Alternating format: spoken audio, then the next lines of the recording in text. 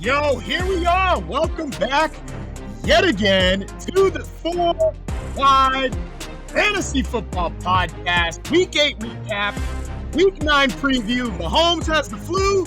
Levis is eating bananas with the peel. Bye weeks. Trade deadline is this week. Welcome back. We want to welcome our huddle to the Four Wide Fantasy Football Podcast. Yet again, here we are. 1 minute of shine. 1 minute of shine. Shed. Okay.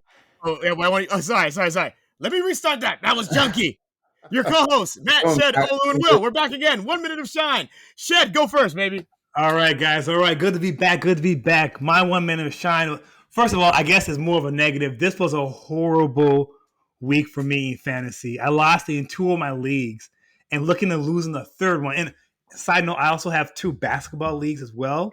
I lost in both of those. I mean, it's just a bad week for me. And then on top of that, my Minnesota Vikings, who were on a roll, they were rocking and rolling. They pulled a 500. They're looking good. Cousins had a good game. Yeah. And boom, he's out with an Achilles injury. Just like that, my hopes are dashed. They were coming around. Jefferson was coming back. I was really excited about what was to happen. And someone mentioned, what about Tannehill? Trade for Tannehill. I want nothing to do with Tannehill. He's not a good quarterback. Nothing at all. But I'm just so sad that it's been a really bad week. Like, I don't know if I had this bad a week in a long, long time. So hoping my Vikes can do something and pull something together here. But that's it, guys. Tragic injury to Captain Kirk. Nice.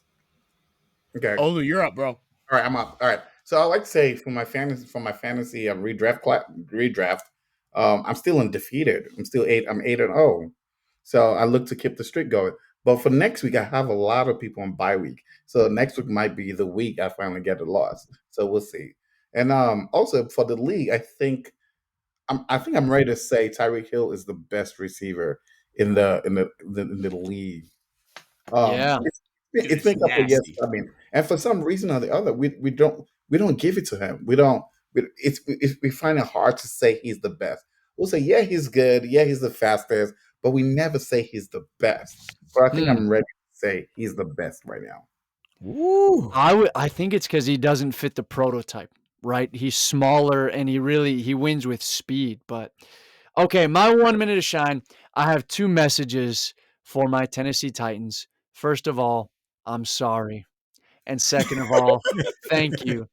I'm sorry that I did not believe in you and I had no faith in Will Levis. This man, in his first NFL start, throws for 4 touchdowns. And these were not like cheap, gimmicky plays when they had a 3rd and goal and they're right there. He was dropping bombs to the likes of DeAndre Hopkins and Nick Westbrook-Ikhine, one of only 3 quarterbacks in NFL history to throw for 4 touchdowns in his debut.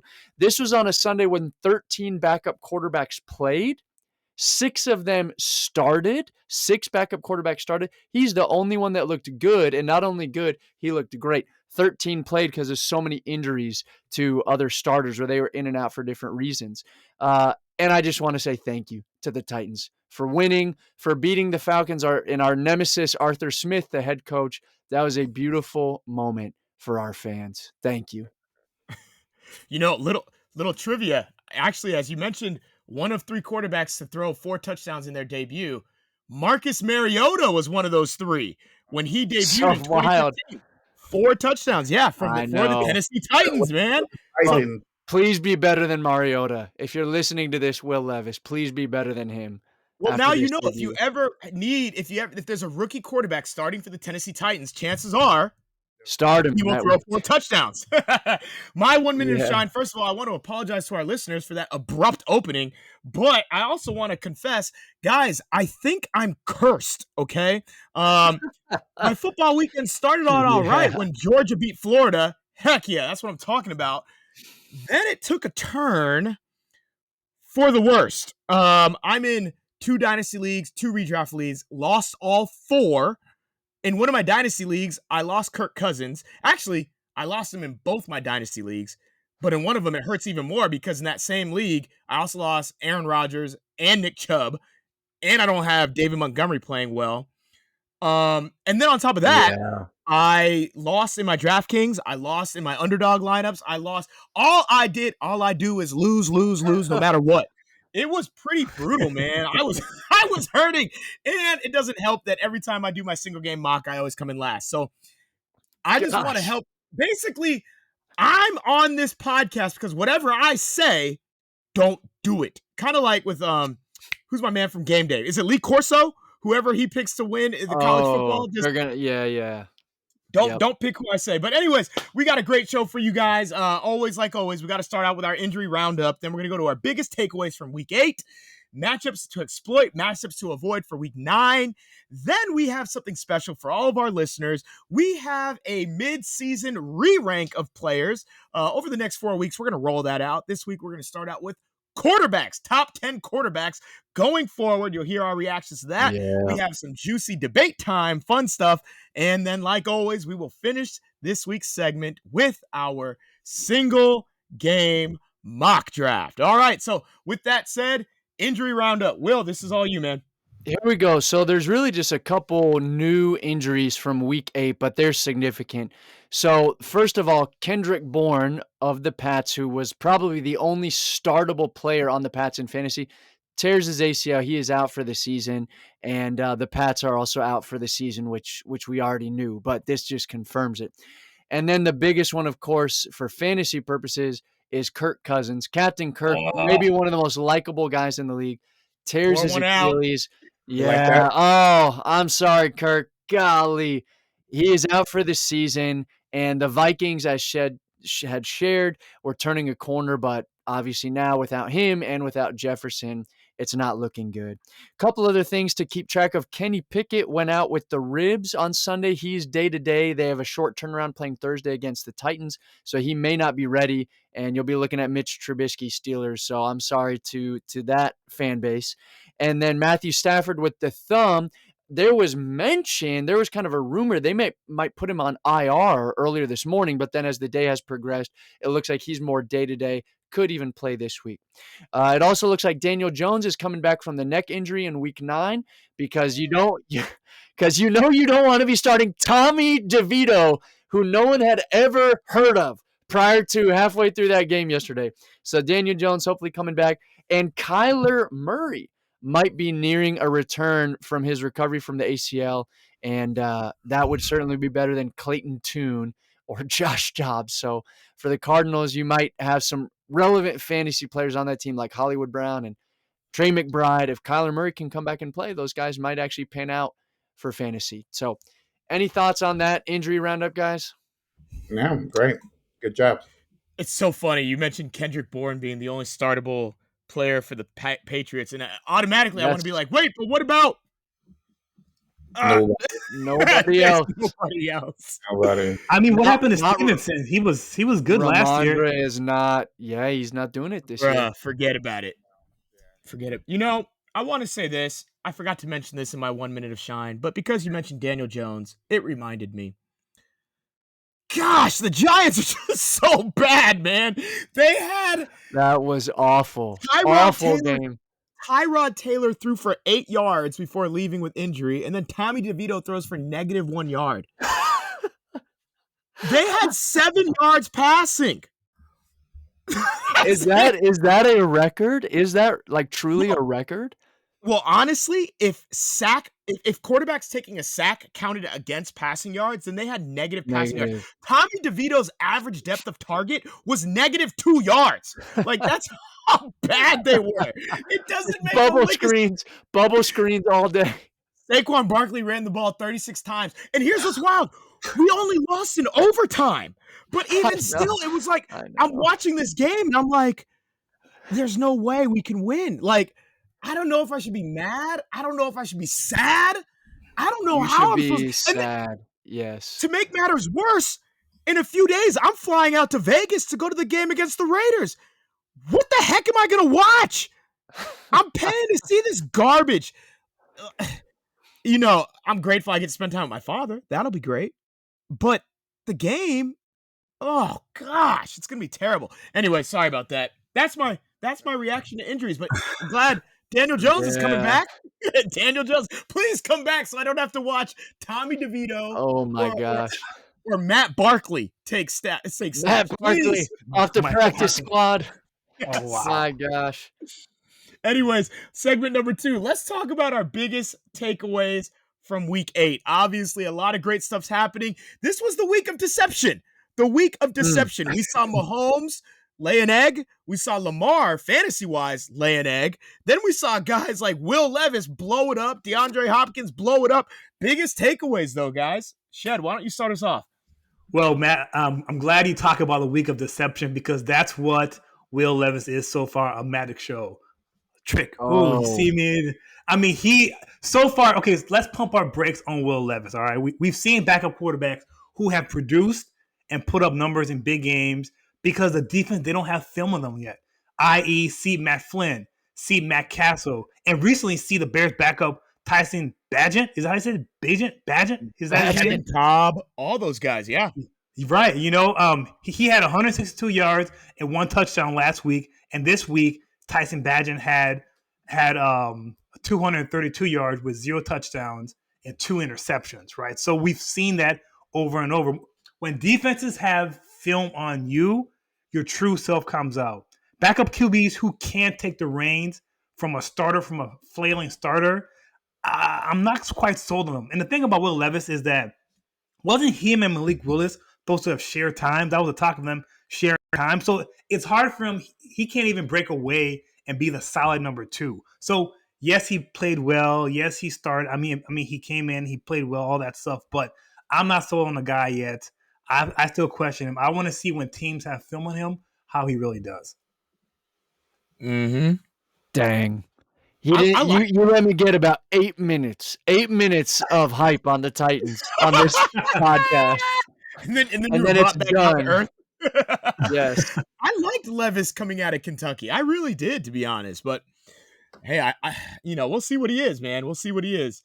Olu, biggest takeaway from week 8, man. So biggest takeaway from week 8, I would say slow down on the Cowboys' offensive explosion. That was nuts. Yeah, they had an amazing game. Dak threw for 4 touchdowns, and it was just phenomenal, nonstop explosion. Ceedee Lamb was phenomenal. However, I think that's an outlier. That's an aberration because that's not the way their offense normally runs. Mike McCarthy calls the offense, and he's about ball control, running the ball. So that was an aberration. So I think people should slow and also knowing Dak throughout his history. We all know he'll give you picks.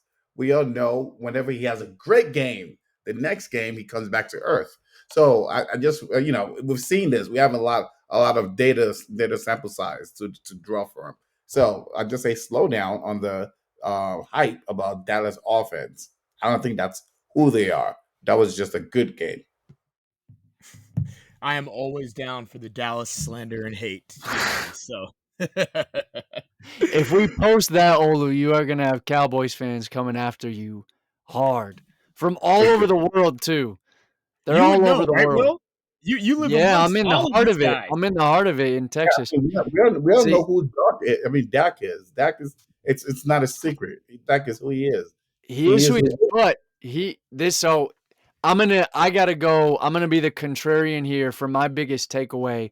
And I'm just going to say, did you see what he did? Ceedee Lamb, 12 receptions. Lord of mercy. 158 yards, 2 touchdowns, and running routes all over the formation and even on broken plays. He and Dak had that chemistry. Ceedee knew where to be. That one catch he had where he was just standing in the end zone in space. Easy throw to him. I loved it. I'm actually going to say this. Ceedee Lamb came into week 8 as the wide receiver 21 in fantasy. For the rest of the way, he will be in the top 8. Ceedee Lamb will be a top 8 receiver the rest of the way. I think what we saw was for real. The chemistry, the offense has hit its stride. And I think we do know what Dak is, which he actually is a great regular season quarterback. He crumbles in the playoffs, but he's great in the regular season. Did you see what Ceedee Lamb did? I loved that. Ooh. Yeah, Ceedee was balling, and I felt that hardcore because I played against Ceedee Lamb in fantasy football, and he crushed like 40-something points. Dude, in one of those leagues, I played against CeeDee Lamb and AJ Brown. Oh gosh, it was brutal, man. It was brutal. Again, that is I rough. first. My biggest takeaway, honestly, from the week, I'm going to talk about a guy that many people may not know about, and that is Trey McBride. To be honest with you guys, so Trey Yeah. McBride, if you don't know who he is, he's a second-year tight end. He came into the league out of Colorado State last year. He was the number 1 tight end taken in the draft last year. He was a John Mackey Award, a 2-time All-American. So you might be thinking, well, why haven't I heard about him sooner? And it's because he plays for the Arizona Cardinals, and he was buried in the depth chart behind Zach Ertz. But now Zach Ertz is injured, and so Trey McBride took 82% of the snaps. He caught 10 of 14 targets for 95 yards and a touchdown, 37% target share. He ran 36 routes out of a possible 62 snaps. And honestly, I would be very high on Trey McBride going forward. However, they do have Clayton Tune coming in. But I think the fact that Trey McBride had 14 targets is very significant for a failing offense that will probably be playing from behind with not many other. I take that back. They do have Hollywood and what's his Michael name? Wilson. Yep. But I think Trey McBride. I love what he did. Usually tight ends do take a little bit of time to develop. Usually they say 3 years. But Trey McBride, I mean, hey, that's significant. You get a tight end that's getting you 10 catches. How many other tight ends are doing that? Okay, not many. Trey McBride was my guy from week 8. But looking ahead, let's talk about matchups to exploit in week 9. Let's help our listeners out. Who do you think's going to go off? Who do you think's going to exceed their projection? Who's that person on the fringe that you're debating? Do I start them or not? We're going to tell you what to do here. Shed, why don't you start us off, man? Well, I think this individual is going to do what other individuals have done against this defense. It's Josh Jacobs versus New York Football Giants. If there's a game that Jacobs can revitalize himself, it would be Week 9 versus the New York Football Giants. 3rd worst in the league in rush defense and 4th worst in rush TDs allowed. Get this, the Giants, because the Giants are on the road, the Giants have given up 26 points a game on the road. So there are points to be had. And Josh Jacobs, so the last 4 games, Jacobs averaged almost 20 points a game in his last 4 fantasy games. So not sure how Jacobs' individual rush yards and pass yards will fare out, but when you look at things holistically, we should see Jacob getting anywhere between high teens to low 20s against the Giants, if not higher. Gosh. Yeah. If I can jump in on that real quick, I think another thing that helps Jacobs is the Giants just traded away Leonard Williams, right? So he was it was him and Dexter Lawrence, kind of that presence in the interior, which was probably the best part of their defense, and now that's been cut in half. So yeah, Jacobs, that's a good call. He's going to run all over them. And Matt, you will be there to see it in person. I'll be there to see it. What a lovely thing. I know this isn't a Giants podcast, but I love the move of trading Leonard Williams because 4 years ago, they traded a 3rd-round pick and a 5th-round pick to the Jets to get Leonard Williams. Fast forward 4 years to today, they trade him away, and they get a 2nd-round pick and a 5th-round pick. True. We got more value for him after 4 years of wear and tear, and we get his contract off the books. We have to eat $10 million, but we don't need that this year. We're not going anywhere. I love the move. I love it. Anyways, yeah, play Josh Jacobs. Play him. Okay. Olu, matchup to exploit. Matchup to exploit. I would say go with Derek Carr for the Bears. He's someone to start. The Bears gave up. They gave up 94 receiving yards to Austin Eckler. Okay, out the backfield, and the Saints have Alvin Kamara, who's a better patch catcher than Austin Eckler is, and also they have Olave and Rashid Reed. So I think Derek Carr is poised to have a big day, and this week he also had a big day this week. So I feel like that offense is clicking, and they're getting rhythm and they're getting going, and really the Bears is a bad matchup for that offense right now. So I think that's a good matchup to pick up, Derek Carr. So you think his shoulder is okay? He was throwing some bombs to Shaheed. On Sunday, it looked really well. It looked okay on Sunday. Yeah. Shad, go It's for so it. wild because like 2 weeks ago, when he was playing some primetime game, he looked bad. But Terrible. then, Couldn't throw. oh, he looked so bad. But then this past week, he was balling. Like, yeah, Shed, you want to say something about that?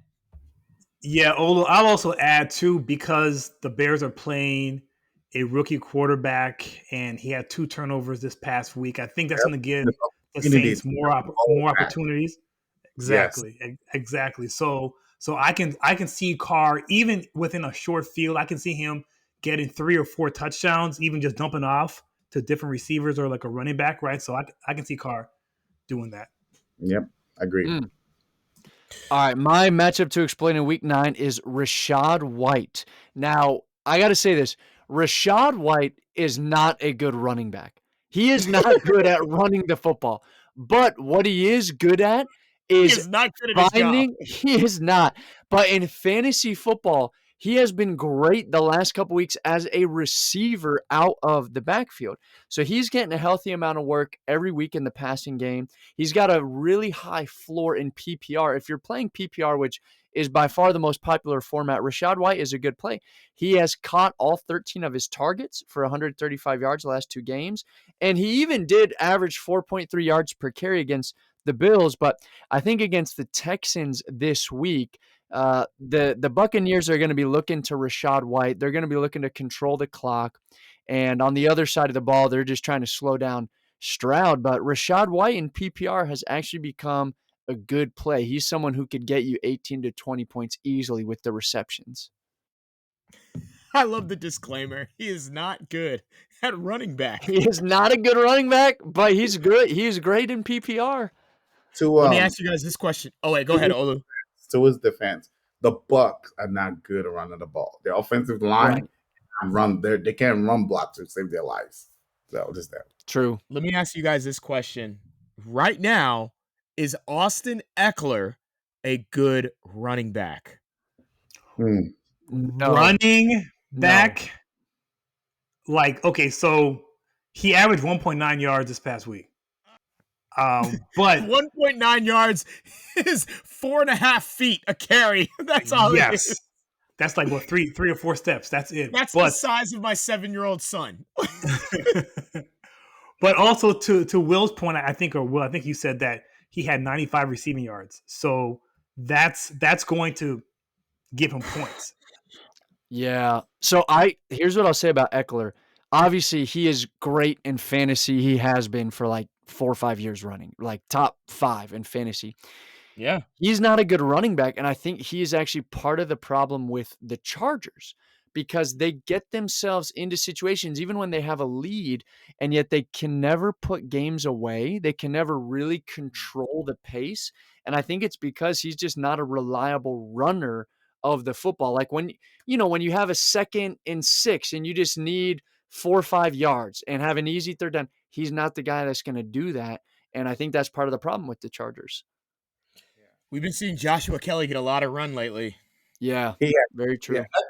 Eckler's not a 3rd down. He's not all 3rd down back. I think it's just he's a 3rd down back. He's not all down back because he can get you those short yardage, those red zones, those touchdowns. He can get you that, but he's not an all down back. No. Well, it's wild because at the beginning of his career, he was used strictly on 3rd downs as a pass catcher. Yeah. And then I think somebody left the team. I don't know if it was Melvin Gordon. Yeah, it was Melvin Gordon left.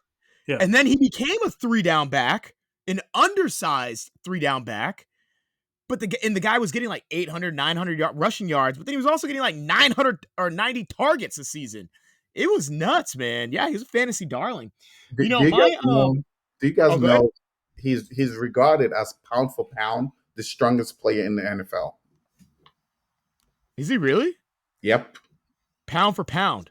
Pound for pound, the strongest player in the NFL. Look it up. I know he doesn't take any supplements. I know that. Right. Wow. I would say this, my matchup to exploit, and this is going to sound very interesting, but I'm going to go with Garrett Wilson. Now you might be thinking, Matt, that's a no-brainer. We Garrett Wilson's the reigning rookie of the year. He's one of the more talented wide receivers in the league. Yeah. And some of us have had him on our bench because Right. the Jets have been abysmal. I'm one of those people. I have lots of shares. I think I have Garrett Wilson in 3 out of my 4 leagues. And he's been on the bench in so many of my leagues because the Jets just haven't been startable. However, Garrett Wilson last week, 7 catches, 13 targets, 100 yards, and a touchdown. The week before that, 8 catches, 12 targets, and 90 yards. The Jets wide receiver core is decimated right now. 2 of their top 5 receivers this past week were inactive. They just traded Mecole Hardman. There aren't many pass catchers. There aren't many options for them right now. Garrett Wilson is the man. That's where they are going. And he could produce. Once the ball is in his hands, he could produce. Now, getting the ball to his hands, kind of tough because Zach Wilson, he stinks. But they can make something happen when Garrett Wilson gets the ball. They know that. And I think he's the guy to get back in your lineup if you've had him on your bench. But that's my matchup to exploit for week 9. No, it's a good call. Yeah, he's obviously coming into the season. He was going, I would say, in 12-team leagues. Garrett Wilson was like almost a 3rd or 4th round pick. He was probably in the top or third, second or third. Yeah, he was probably in the top 12 to 15 receivers coming off the board. But it's been a massive disappointment with Zach Wilson. But yeah, he might be on the upswing right now. So that's a decent play for this week. Let's talk about matchups to avoid. This is a good segment right here. Let's warn our listeners. There's some guys who are fringe players. Let's help them out, guys. Let's tell them, don't start this guy this week. Who you guys got? Shed, why don't you go first? Well, I'll start out. Yeah, I'll start out. Well, since we're talking about the Jets, let's talk about Breece Hall versus the Chargers. So as bad as the Chargers' pass defense has looked so far, they're actually top 5 in rush defense and top 10 in rush yards per attempt allowed. So twice this year, Breece Hall has ran for less than 20 yards, and once he's ran for only 9 yards total. The Chargers need a win, and they're second in the division. So if the game gets out of hand and Chargers jump to a lead, this could really impact Saleh's plan to scrap the run and call more conservative pass plays to Garrett Wilson because Zach Wilson loves to target Garrett Wilson. And if the Jets are tempted to lose their identity and let Zach Wilson throw more, Breece Hall may be game planned out due to turnovers and bad play calling. So this is Breece Hall has produced here and there, but then he's had a couple of pretty bad games. I'm going to add to that too. I'm going to add. I love Breece Hall, to be honest. He's one of my favorite running backs in the league. But I do think and this actually goes back to even my take with Garrett Wilson, the Chargers have the worst pass defense in the league. They're giving up over 300 yards a game. Gosh. 310 a game. The Chargers have the worst pass defense. Why wouldn't the Jets throw the ball? I know it's because of Zach Wilson, but let's just be honest. When you're playing the worst pass defense in the league, the second worst has 275 yards. So it's not even close how bad they are. Yeah, Breece Hall, he could be scripted out of the game. Or he could be scripted out of the game. Okay. So matchup to avoid. I would say avoid Tony Pollard. But Tony Pollard going against the Eagles D line. Eagles D line has one of the best D line in the league. And they've been stout against the run. They stifled Brian Robinson on Sunday. Ryan Mossad, they stifled him 2 weeks ago. And then they who did they stifle? So they've just been good with just stifling running backs. So that's a matchup you want to avoid with Tony Pollard. They have, like I said, the best D line with Carter, Fletcher Cox, Graham, and all those guys from UG. All those guys from University of Georgia. All those guys. Yeah, it's true. Yeah, hold on, Olu. Do you believe in anybody on the Cowboys right now? Wait, defense, of course. I love the defense. The defense. Yep. All right. Absolutely. It's just the Cowboys, their offense, the defense has been carrying their offense, and the play calling is very conservative. So until they let loose, it's just going to be what they are.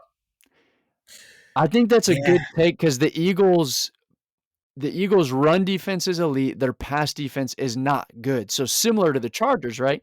So Mike McCarthy's going to know that, and he's going to be wanting Dak to throw all over them, right? That's going to be the dominant plan Yes. for the game. So Tony Pollard, even if the offense overall does great, he might not get a lot of run this week. That makes sense.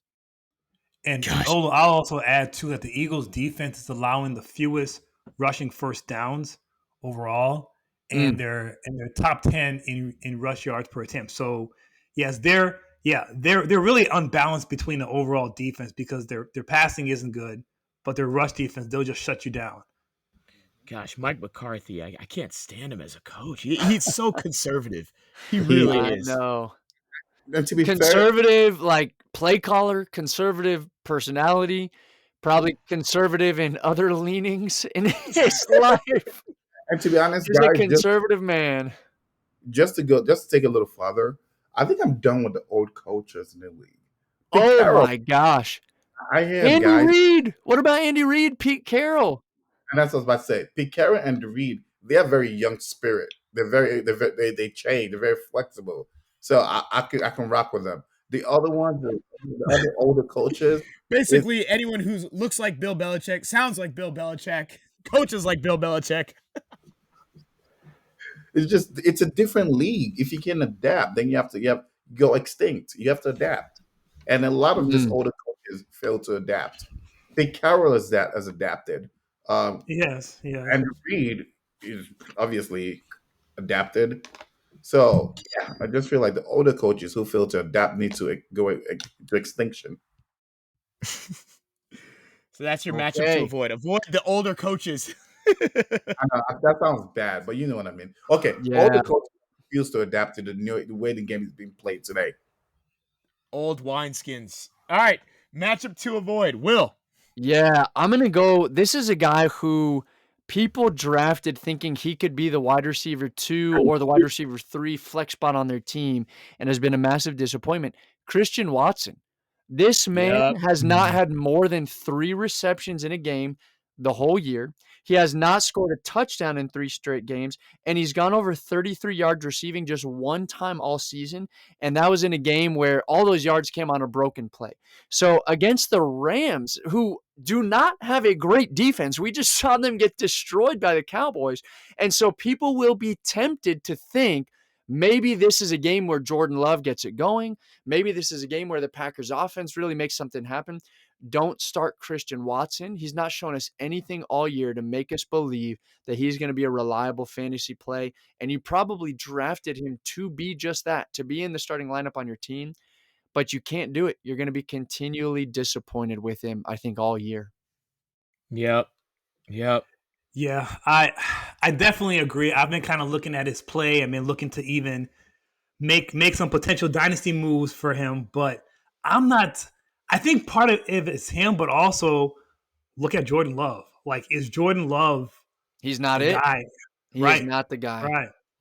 And then Love has a relationship with Romeo Doubs, so I think those two are okay. He helps Romeo Doubs, but Watson is the man left out. Gosh, there's so much hype with Watson. And when you're that tall, right? With that kind of speed. He delivered last year. It really makes. He did deliver last year. He had some good games last year. He did, but what he did last year, the amount of touchdowns he scored, it's just not. It wasn't sustainable, and now is he getting exposed? Is this who he really is? I mean, right. He was a good prospect coming out of where? North Dakota State? I know. And now are we seeing who he really is, or is it just because the Green Bay Packers are that? The Green Bay offense is just it isn't good. It just isn't good. So we can't put that on young receiver. So let's see if they can build the offense up, then we can make a better assessment. So you're saying give him some time? Give him some time. The offense is bad. Who would you rather have? Who would you rather have, Christian Watson or Jerry Jeudy? Christian Watson. Neither. Is neither an option? I'm not starting. If I have both of them on my roster, I'm not starting either of them. True. I'd rather start with Shaheed easily. He's just a jag, just a guy. That's what he is. You have to make a choice between Jerry Jeudy or Christian Watson. What about you, Shed? Jerry Jeudy or Christian Watson? I'm going Jerry Jeudy because at least in like a PPR league, I feel like he'll get you receptions and he'll get you more points. Christian Watson isn't who he is unless he gets touchdowns. He needs touchdowns to have fantasy relevance, and he's not getting touchdowns. That offense isn't helping him at all. So I would go Jerry Jeudy.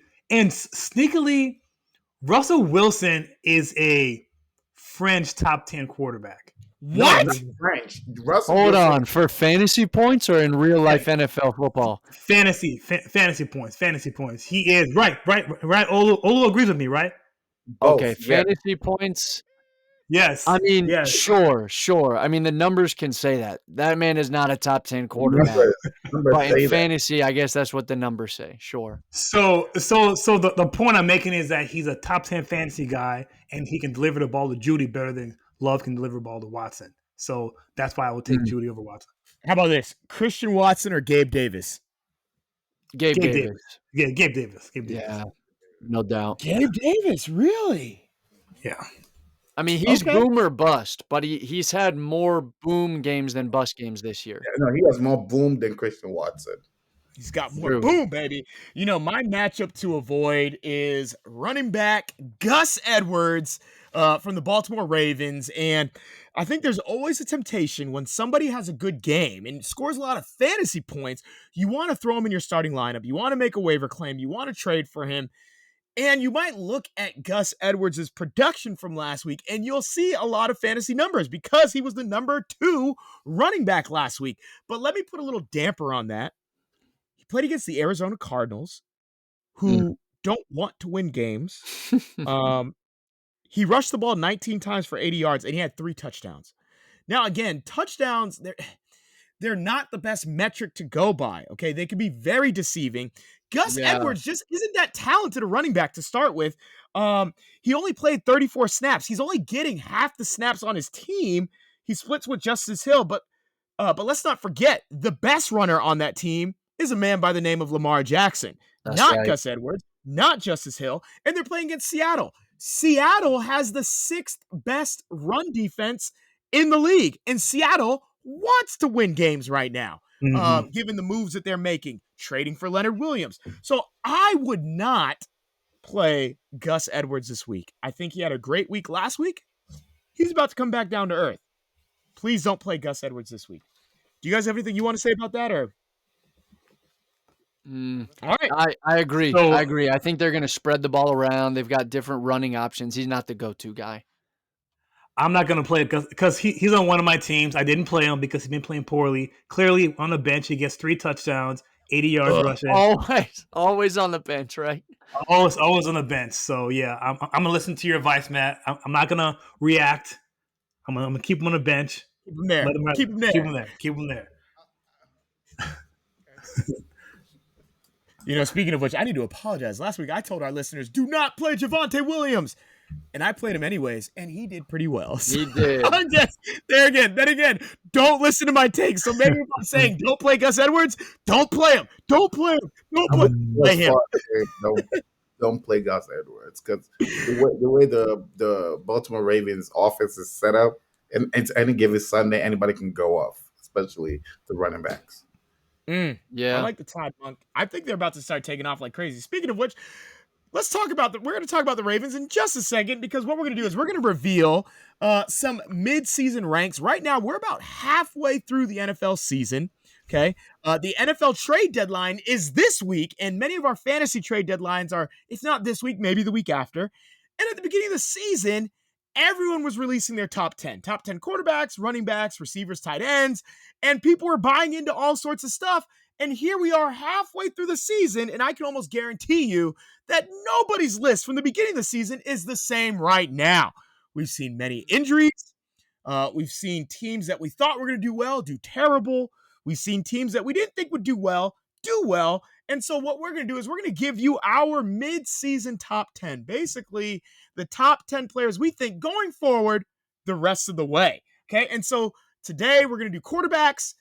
Next week we're going to do probably either running backs or receivers. The week after that, we'll do the other one if it's running back or receiving. The week after that, we'll do tight ends. So we're going to go through this. Our top 10 mid-season rank. I'll read them off to you guys. Then we'll go back and have a little bit of a deliberation, and we'll share some discrepancies we had, share some thoughts behind it.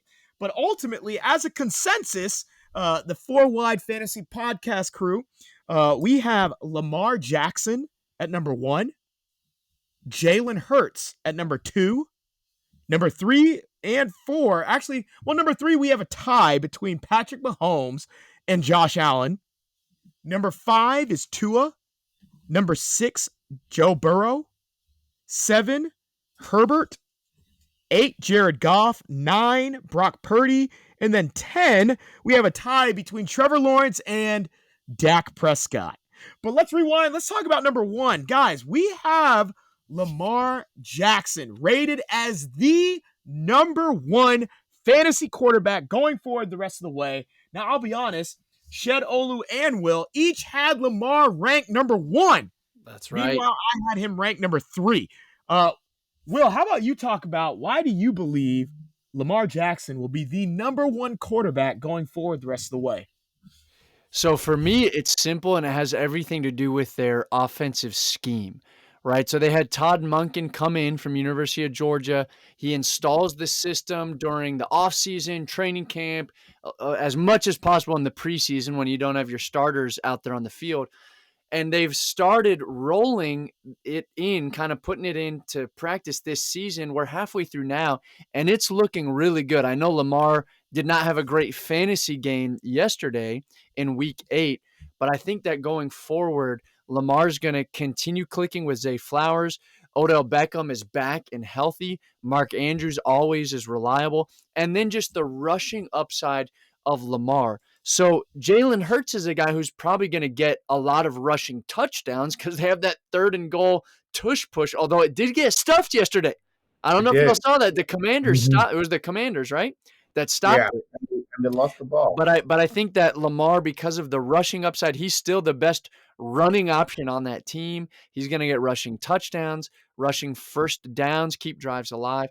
But I think just the overall offense is clicking, it's rolling, and he's going to be the one benefiting the most from a fantasy perspective. I love Lamar as the number 1 going forward. Yeah, and then number 2, we had Jalen Hurts. And I'll speak to that for a second because, honestly, I had Jalen Hurts at number 1 for many reasons. I mean, let's not forget, these guys are the defending NFC champs. I believe they started out slow because they lost their offensive coordinator, but now I think we're going to see that offense continue to roll. A.J. Brown is balling. Devontae Smith, wait till he really gets going, okay? Dallas Goedert is healthy. The run game is there, but let's never forget rushing upside. Rushing upside for quarterbacks. If you ask me, I think rushing upside for quarterbacks is everything. Last year, Justin Fields was a top 10 fantasy quarterback. Dude was terrible, okay? But because of rushing upside, Jalen Hurts still has some, not to mention, if they get the ball at the goal line, they are not handing off the ball to DeAndre Swift. Right. He may have went to the best college in the world, but they're not giving it to DeAndre Swift. They're giving it to Jalen Hurts because the man can squat 8,000 pounds. That's what they're doing. The tush push, I believe in it. Jalen Hurts is my number 1, but overall, as a fantasy Four Wide Fantasy Podcast family, we believe that Jalen Hurts is number 2. After that, we have Patrick Mahomes at number 3. Shed, you had him ranked the highest of all of us at number 2. Why don't you speak to why he's this high on our list? Well, here's the thing, is that last week, no quarterback played well. It was a bad week for all quarterbacks. So Patrick Mahomes shouldn't suffer because no one really stood out, right? Lamar didn't play well. None of these quarterbacks really, at least the ones that were really good, played well. He was an MVP candidate before going to week 8, and he's, because everyone kind of status quo, I think coming out, he's the same way as well too. Prior to this previous week, he had 7 touchdowns in the last 3 weeks. So Mahomes can still sling the ball. He still has Andy Reid. I think that he is going to be top 2, top 3 QB this year. And then his stats proof says it for himself. Yeah, that's great, man. Tied with Patrick Mahomes, we had Josh Allen. We had Patrick Mahomes and Josh Allen tied at number 3. And I'm going to speak to that also. I had Josh Allen rated the highest out of all of us. I had Josh Allen rated at number 2, right behind Jalen Hurts for the same reasons. Rushing upside. They got that little running back, James Cook, another one of those great running backs that went to the best university in the world, University of Georgia. But when they get to the goal line, I believe Josh Allen is going to be that guy. Okay. Stephon Diggs is balling. Gabe Davis, he had a great game last week, but they can still pass the ball. This is still one of the better offenses in the league. I think Dalton Kincaid, as they continue to get him acclimated in the offense, it's going to open more things up because he's a better pass catcher than Dawson Knox. I believe that they're going to be able to do some things. And with that rushing upside, I believe in it. Josh Allen ends almost every season with at least 6 rushing touchdowns, if I'm not mistaken. The guy's going to ball. I still have him rated high. So we have Mahomes and Allen at number 3. At number 5, we have Tua Tagovailoa, okay? Now, honestly, Shed and Will each had him at 5. I had him at 7. But Shed, I believe you want to speak to that. Is that true? Why Tua is this high on our list? So Tua's here because, look, if Tyreke gets 2,000 yards, Tyreke said he wants 2,000 yards. The beneficiary of that is going to be Tua. Tua is going to be slinging the rock. Plus, keep in mind, Waddle had a pretty good game. He came out this past week here. And Waddle is healthy. Shane is coming back soon. So because of that, the offense will continue to explode. You'll see more explosion like he did before. And Tua is going to be right where he needs to be at about QB5. Yep. There's a lot of truth to that. I think real quick, A-Chain really does open up this offense if he can stay healthy. And I think Tua, he's the one that is putting this all together. So that's a lot of fantasy points. The greatest show on grass is what they're going to call this offense. That's right. After Tua, number 6, we have Joe Burrow rated at number 6. Now, honestly, I had him ranked at 5. Olu had him ranked at 7. Of all of us, Olu had him ranked the lowest. He's the biggest hater of Joe Burrow here. Olu, why don't you tell us why he should be rated even lower than we have him? Funny enough, I love Joe Burrow. Joe Burrow is one of the best quarterbacks in the league today. He's the closest thing to Brady, but I feel like his receivers have been consistent this year. He started off inconsistent because of the injury, so the only consistent receiver he's had is Jamar Chase. T. Higgins has been hurt. He's in the contract here and he's being consistent. Tyler Boyd is nowhere to be found. Have you guys heard of his name this year? No, he's not. You've not. So I feel like in order for the offense to work, it has to be him and Jamar Chase and Joe Mixon. So that takes away from his fantasy value. However, this dude is still a baller. As in the scope of as an NFL quarterback, he's still one of the best. But in terms of fantasy value, he's going to take a step back this year.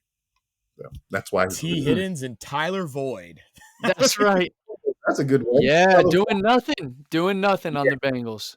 Yeah, I had him higher because I just think he's starting to get healthier. But anyways, let's keep going for time's sake. At number 7, we had Justin Herbert. Now, Olu, you had him ranked at number 5. You had him ranked the highest of all of us. Yes. Why don't you speak to that as well? So it starts with the play caller. The play caller is Keller Moore. He loves to throw the ball. And even Keenan Allen, who's typically known to play in the slot, has been moved to the outside since Mike Evans got hurt, and he's been getting the ball a lot and has been putting up yardage. So that the beneficiary of that is Justin Herbert, and also Joshua Palmer. Joshua Palmer is having he breakaway games. He's doing really well. So I feel like they've opened up the offense a little more, and the run game for the Chargers is not where it needs to be. So they have to rely more on the passing game, and Justin Herbert has the arm for that. Unfortunately, this doesn't always translate to wins, but it does translate to fantasy points. Fantasy production. That's what we're talking about here. No, that's a great one. I love the Kellen Moore offense. I've been big on Justin Herbert all season. I've talked about it a lot. But after that, at number 8, we have Jared Goff, a very sneaky play in fantasy football. Will, I think you had him the highest at number 7. Why don't you speak to that real quick? I love Jared Goff on this offense. We've talked about the Lions offensive coordinator before, Ben Johnson. The man is he's creative. He's a genius. He knows how to play to each player's strengths. So I think with Amon-Ra being healthy, hopefully staying healthy going forward, and we'll see if Jameson Williams can get a signature game. I think if Jameson Williams could just have one game of like 5 or 6 receptions, 100 yards and a touchdown, obviously that's an elite stat line. I think finally he could get going. Laporta has been good. He's been pretty consistent. Very and I good. think as David Montgomery comes back and is healthy and Gibbs stays involved, that offense is just going to be clicking all year. So for me, it's more a reflection of my belief in that offense as a whole. That's why I had Goff so high in these rankings. Yeah, I agree with that. At number 9, we had Brock Purdy, Mr. Irrelevant in the Kyle Shanahan offense. Will didn't even have him ranked in his top 10. Meanwhile, Sheldon Olu had him at number 8. But Will, why don't you talk to him? Talk to our listeners. Talk to us, really. You're the Purdy hater in all this. I'll make this one quick, and I know y'all are going to think this sounds crazy, but I truly believe this is a possibility. I think it's within the realm of possibility that Brock Purdy gets benched for Sam Darnold. Yikes. Yes. Yikes. They have lost 3 games in a row, right? That was his claim to fame, that all through his, regular season starts last year and coming into this year, he won like 9 starts in a row, something like that, between the end of last year and start of this year. Regular season games, something crazy as a rookie, Mr. Irrelevant, 7th round pick. But I think he's getting exposed. And I think, as we talked about earlier with Christian Watson, this is who he really is. I think this is who he really is. Limited talent, limited upside.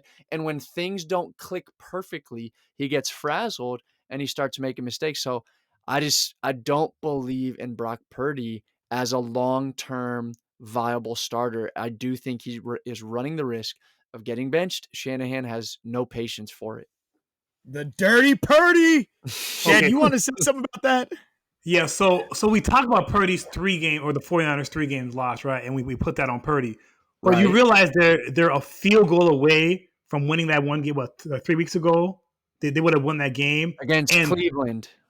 Against Cleveland, right. Yeah. And things would have looked totally different, right? So, like, just the smallest thing can really impact and change how you view a player. I mean, I don't think he's that bad because he did it for so long. And then you're talking about Sam Darnold. We all know what Darnold is. Purdy has upside. Darnold is who he is at this point.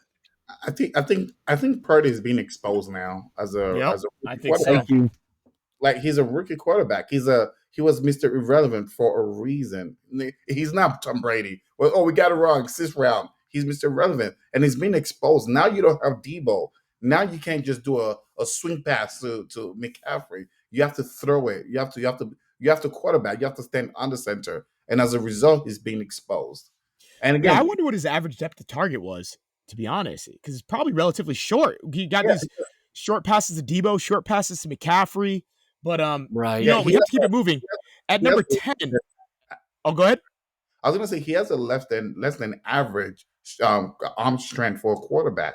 Sure. Yeah. And then at number 10, honestly, we're probably not going to give you too much of that. But we had Trevor Lawrence and Dak Prescott ranked number 10. And rather than, us talking about that, I do want to shed light on Olu had Sam Howell in his top 10 of all these guys. Now, the 4Y Fantasy Football Podcast, we did not put Sam Howell in our top 10. But Olu, just 30 seconds. Why? Why Sam Howell?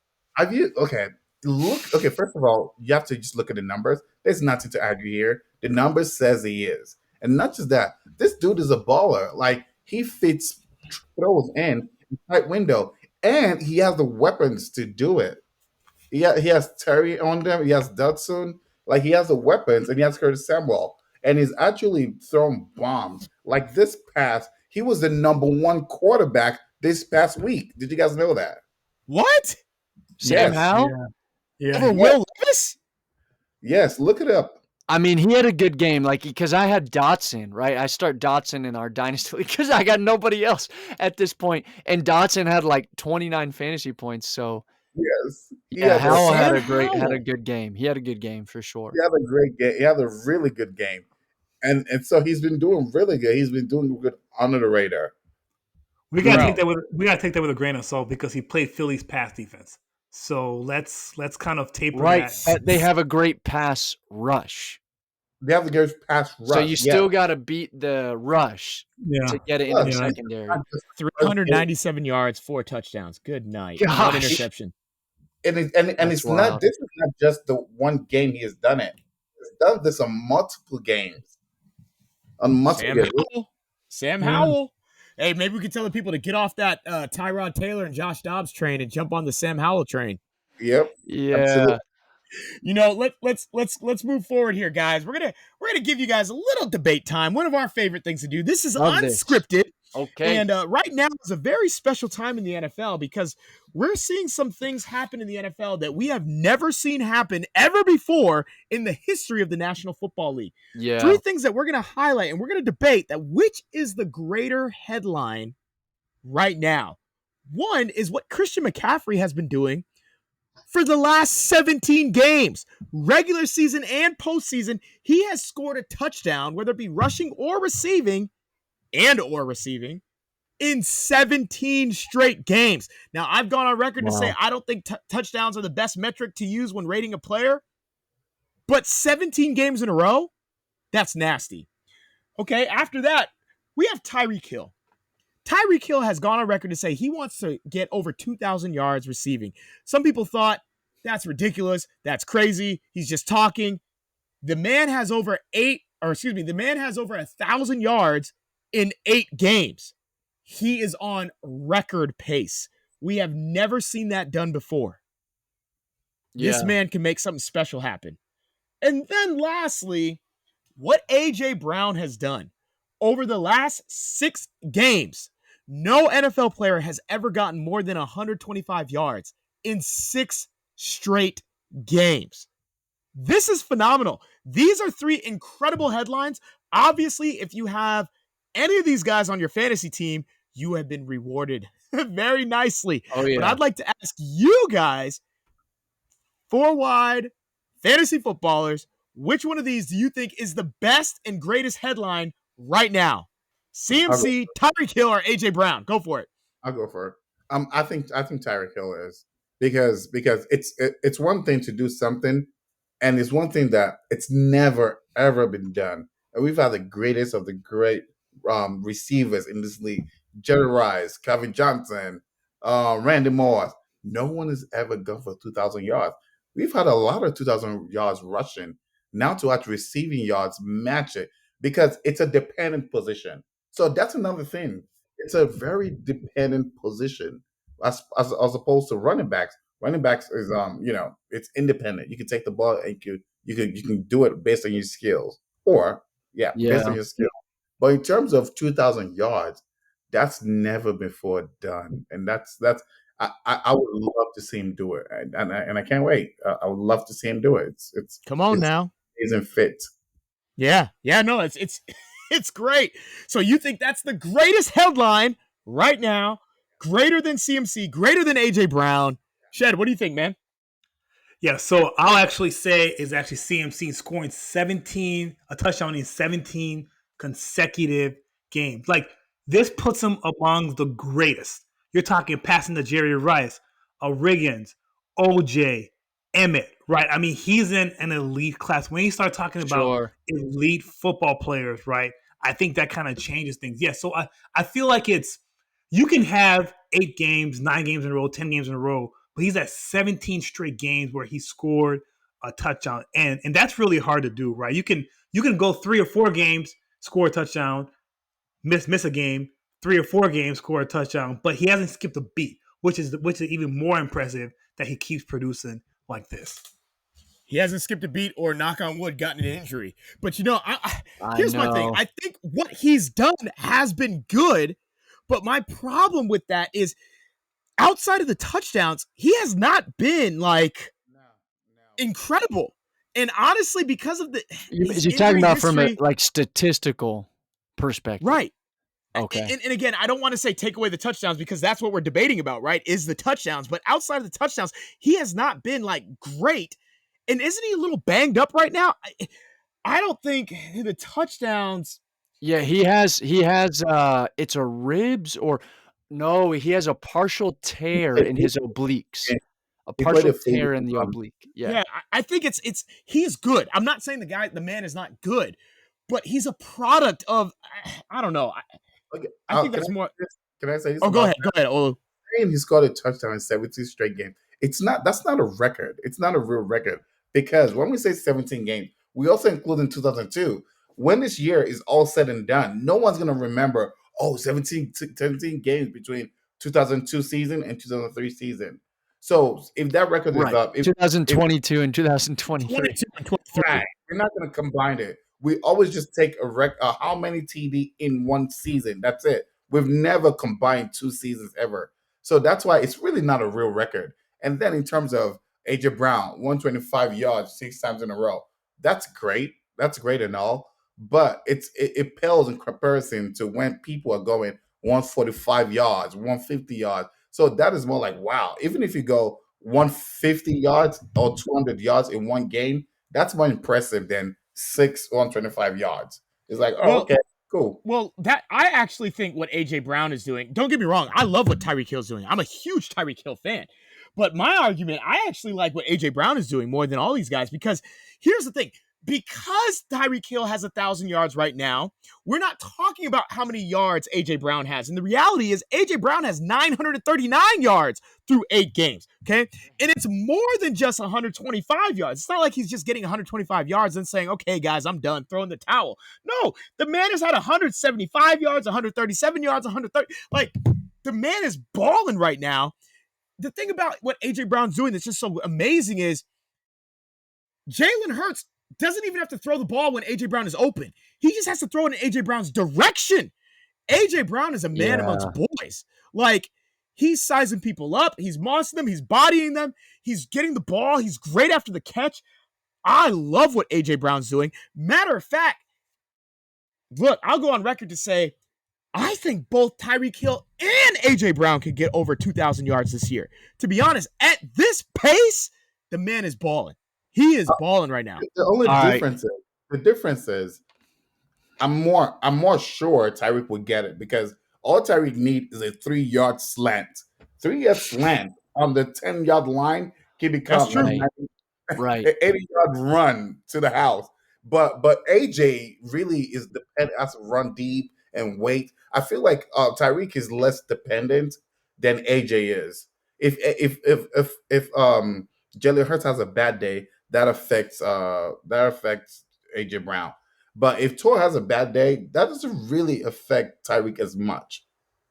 Yeah, I'm going with Tyreke Hill. That's my take far and away. I agree with Olu on the Christian McCaffrey thing that when you look at records, you don't do this rollover thing from one season to the next. We don't do that. Yeah. AJ Brown, I mean, the 125, 6 games in a row, but Tyreke is averaging exactly 125 yards or, a little more than 125 yards for the whole season. I think it's way more likely Tyreke Hill gets to that 2,000-yard mark and breaks the single season record for yards because it's all about the scheme, the system. They scheme him open. AJ Brown makes these phenomenal contested catches, but I don't think that that's going to be sustainable over the course of the year, especially now that Devontae Smith finally showed up yesterday.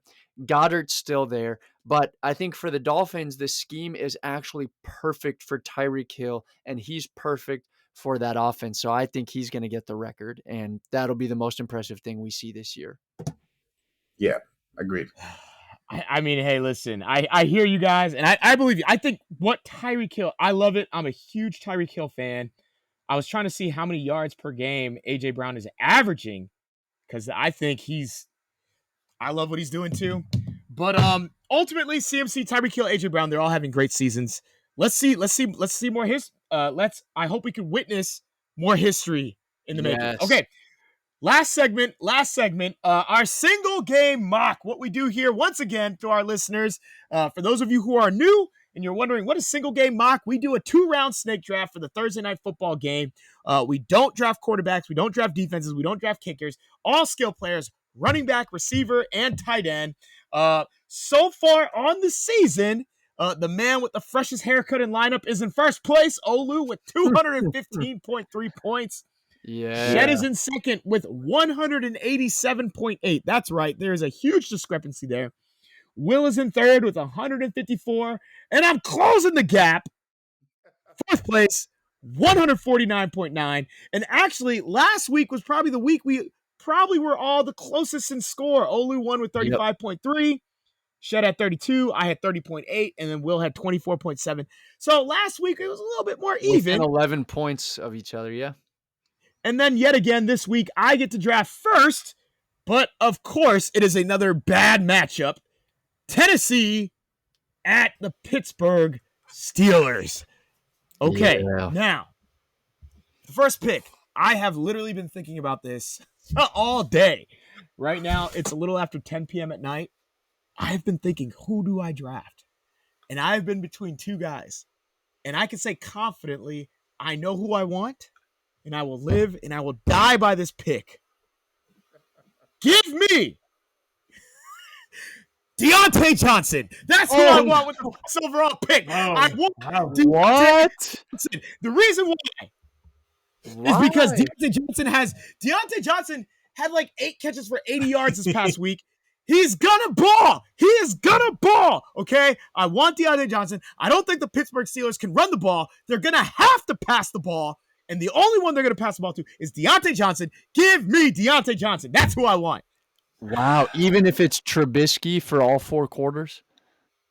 You heard what I said. Give me Deontay Johnson. You got so nervous. Okay. I want Deontay Johnson. And this is why I'm in last place. So, okay, I got the next pick. This makes it easier. It makes it easier for me, but I will say the only caveat is Will Levis had those 4 touchdowns, and D-Hop had a big game, so that kind of throws a little wrinkle in it, right? Because he can still play with a decent quarterback. But you know what? I mean, this is my first pick. Got to go King Henry. Got to keep it even, Steven. Got to. See, the only reason I didn't want Derrick Henry is because I just don't like the timeshare between him and Tajay Spears. And so I'm like, Deontay Johnson, give it to me. So, okay. All right. So I'll go with Julio. That makes sense because Who? What? Who are you talking about? I'm sorry. D-Hop. Julio Jones. Yeah. DeAndre Hopkins. All right. I'm going with Julio. Same difference. Anyway, I'll go with the So what's his name? I remember one time it was 2012. I'm in this league. Because, go ahead. I'm sorry, Olu. Because I think Will Levis is going to keep going to that well. So I expect him to keep doing that. And also, Steelers defense is a top it's a tough defense. And DeAndre Hopkins is really good with a contested catcher. And with running the ball, they're going to shut Derrick Henry down. They are going to shut him down. So there's only one place to go with the ball. That's to D-Hop. So give me D-Hop, and that's why I'm the first place. Because D-Hop. And that's why I'm in first place. That's how you had to end that. For every single pick you make, and that's why I'm in first place. You should. All right. Just like I should say after my picks, and that's why I'm in last place. That's why I'm in last. Deontay Johnson with the 101. Well, I'm picking at the turn here, and all right, I'm in a position now. I'm really not liking any of these names that I'm looking at, but I'm going to go with 2 home run hitters back to back, hoping they hit a grand slam. So give me Tajay Spears from the Titans. When he gets in space, that man is electric. And then give me George Pickens from the Steelers. So yeah, I'm just hoping for home runs from these 2. That's my only hope with what was left. Okay. So let me see. Let me think who to go with next.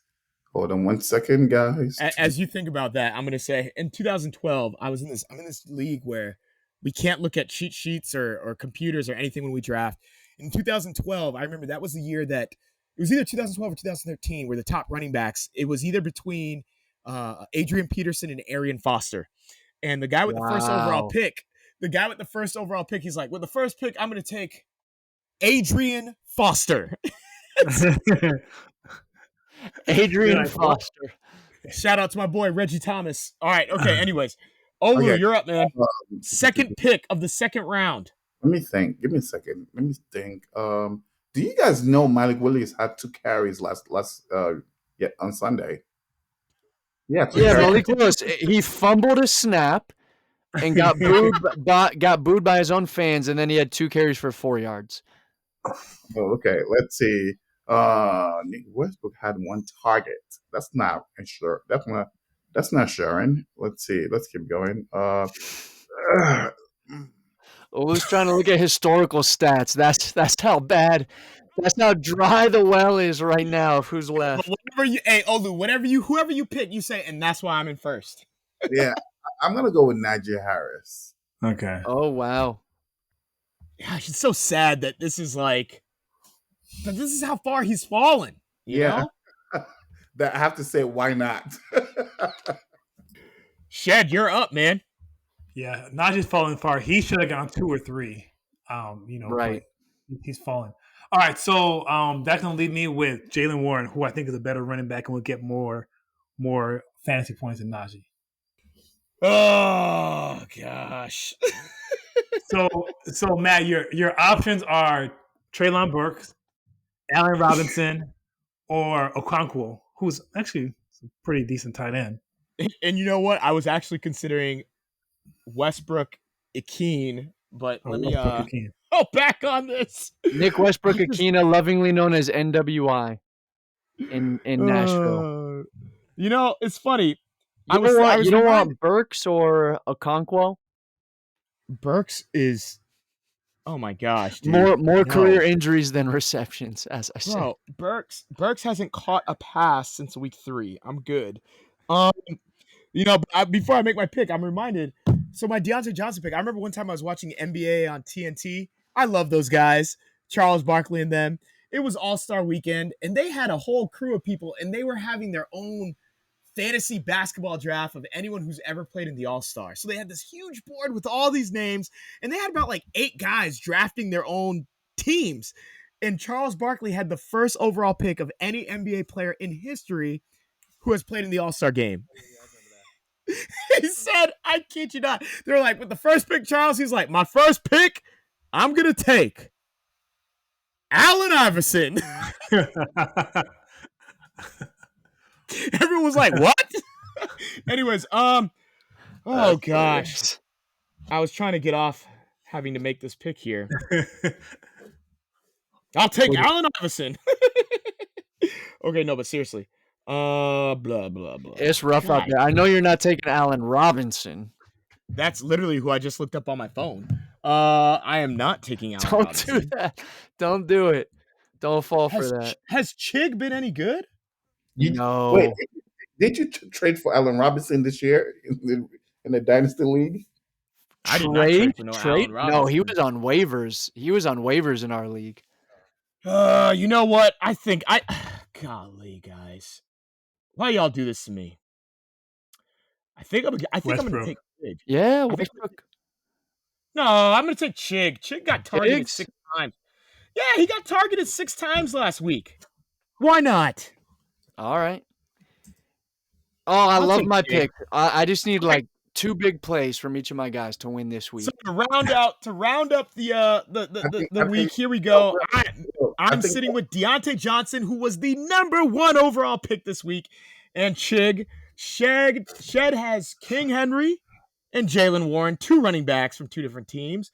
Olu has DeAndre Hopkins along with Najee Harris, and Will has Tajay Spears and George Pickens. You know what's interesting about this week's draft is we all have a player from each team. I think that might be a first. No one chose players from just one team. We all have players from each team. But ultimately, guys, that concludes the show. It was a little bit longer today. We had a lot of fun. We hope this was helpful to you. As we go forward, yet again, we will reveal our rankings, our midseason rankings going forward for the rest of the season. It was great having you with us. Please don't forget to like, share, and subscribe. And if you're watching us on YouTube, let us know what you thought about our rankings. Take that into consideration. Once again, your hosts, Matt, Shed, Olu, and Will, and we'll see you next week. Peace.